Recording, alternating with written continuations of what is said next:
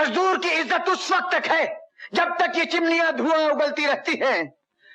मजदूर की इज्जत उस वक्त तक है जब तक इन मशीनों का दिल धड़कता रहता है, वरना ये मशीनें बंद, हमारा रोजगार भी खत्म, हमारी इज्जत भी मट्टी में।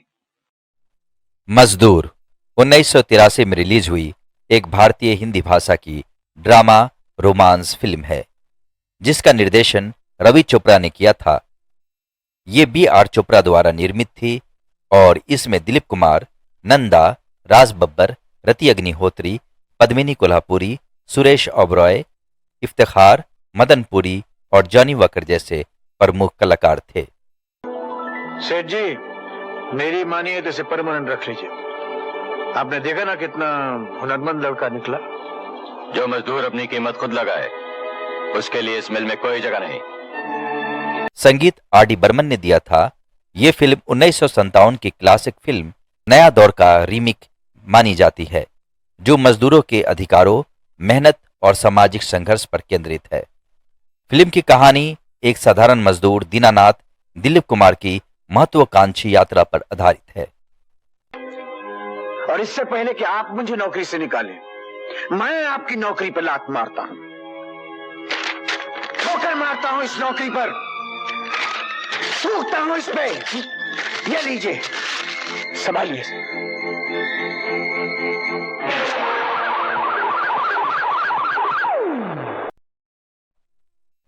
जो एक गरीब लेकिन ईमानदार और मेहनती व्यक्ति है। दीनानाथ एक कपड़ा मिल में फोरमैन के रूप में काम करता है जो सेठ हीरालाल की मिल में लगा हुआ है। वो हमेशा सपना देखता है कि एक दिन वो खुद का कारोबार खड़े कर लेगा और अपने साथी मजदूरों को कभी अन्याय का शिकार न होने देगा। क्या मजदूरी हुई तुम्हारी? 1000 रुपया। एक हथौड़े का 1000? जी हाँ, हथौड़ा मारने का 1 रुपया और 999 रुपए ये जानने के कि हथौड़ा कहां मारा जाए। वो अपने परिवार, पत्नी गंगा और 2 बच्चों, बेटे अशोक और बेटी मीना के साथ सादगीपूर्ण जीवन जीता है।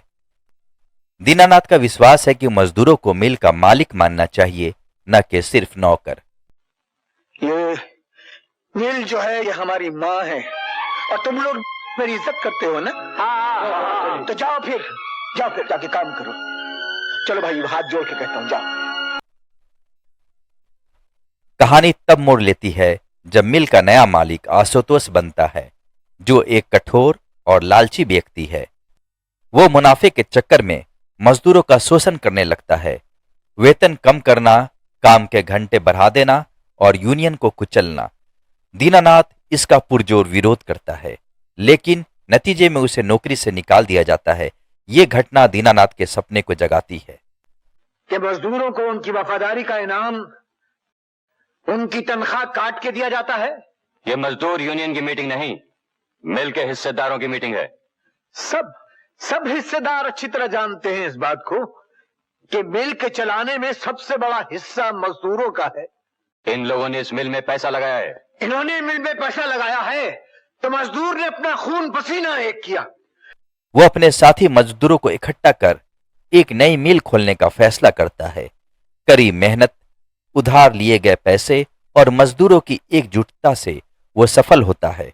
धीरे धीरे दीनानाथ की मिल फलने फूलने लगती है और वो एक सफल उद्योगपति बन जाता है। वो अपने मजदूरों को हमेशा सम्मान देता है और उन्हें साझेदार के तौर पे मानता है। याद रखो बरखुरदार, तुम लोग जो भी घर पे खाते पीते हो ना, वो सब इन्हीं की बदौलत है। और ये लोग अपनी रोजी रोटी अपनी मेहनत के बल पर अपना खून पसीना एक करके कमाते हैं। फिल्म का रोमांटिक और पारिवारिक त्रिकोण भी महत्वपूर्ण है। दीनानाथ की मिल में एक गरीब टेक्सटाइल इंजीनियर हेमंत आता है जिसे दीनानाथ अपने बेटे की तरह अपना लेता है। हेमंत अमीर लड़की समिता रति अग्निहोत्री से प्यार करता है लेकिन मीना दीनानाथ की बेटी भी हेमंत से प्रेम करने लगती है। वहीं अशोक दीनानाथ का बेटा एक अमीर लड़की से शादी करता है दीनानाथ की सफलता के बाद परिवार में बदलाव आते हैं। बच्चे बड़े होकर अपनी अपनी जिंदगी में व्यस्त हो जाते हैं। अशोक और मीना की शादियां हो जाती हैं, लेकिन ये शादियां पारिवारिक कलह का कारण बनती हैं। बच्चे अपने माता पिता की मेहनत को भूलकर स्वार्थी हो जाते हैं और दीनानाथ को अकेलापन महसूस होता है। अगर इन गद्दारों को रोका न गया तो यही होता रहेगा। बेगुनाहों का, गरीब मजदूरों का खून शहर की गलियों में नालियों में बहता रहेगा और अक्ल के अंधे इन्हीं कातिलों की जय जयकार करते रहेंगे। क्लाइमेक्स में व्यवसायिक चुनौतियां आती हैं। पुराने प्रतिद्वंदी आशुतोष दीनानाथ की मिल को नुकसान पहुंचाने की कोशिश करता है, लेकिन दीनानाथ की मजदूरों के प्रति निष्ठा और परिवार की एकजुटता से वो जीत जाता है। अंत में दीनानाथ को एहसास होता है कि सफलता का असली मतलब परिवार और मेहनतकश लोगों का साथ है। फिल्म मजदूरों के संघर्ष, सामाजिक न्याय और पारिवारिक मूल्यों पर गहरा संदेश देती है, जो 80 के दशक की बॉलीवुड की सामाजिक फिल्मों की परंपरा को दर्शाती है।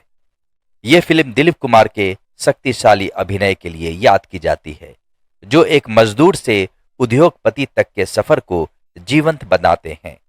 भाइयों, मिलजुल कर ही रहना होगा। मिलजुल कर ही ये देश आगे बढ़ेगा।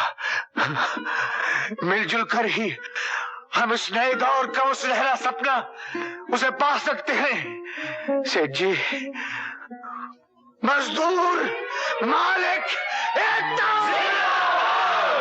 अगर आप फिल्म देखना चाहें तो ये YouTube पर उपलब्ध है।